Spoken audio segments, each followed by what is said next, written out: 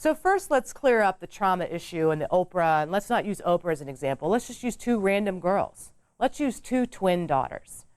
They grow up in a house with a raging alcoholic and a bipolar mom who abuses them.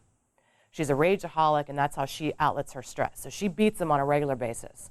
She tells them they're no good. She tells them they absolutely have no value. She hits them. She beats their head off the wall. She pulls their hair. She tells them they're trash. And the father is just totally absent. He's an alcoholic. He doesn't know if it's raining or if it's Tuesday. He's completely oblivious to everything that's going on. And he's never around for these little girls. These two little girls, these twins, grow up. One little twin grows up and she becomes a woman who gets in abusive relationships.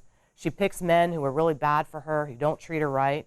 She turns out to be a woman who can't hold a job. She becomes a degenerate, and she actually becomes an alcoholic herself.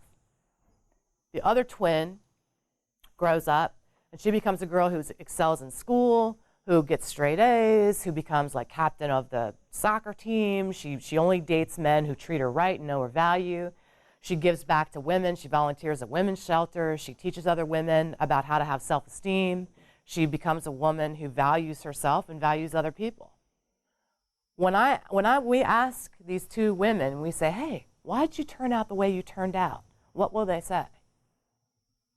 The same thing. The exact same thing. And what will that be?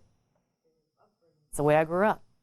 One twin will say, well, my mom beat me, so I picked men who beat me, and my father was an alcoholic, so I'm an alcoholic. And the other twin will say, well, when I grew up, my father was an alcoholic, so I never touched alcohol. My mom beat me, but I always knew I deserved better. Trauma does not necessarily create addiction. Your coping mechanism to what happens in life does impact it. The meaning you make out of things that happen to you is what you carry around through life, is like your story of why you are the way you are.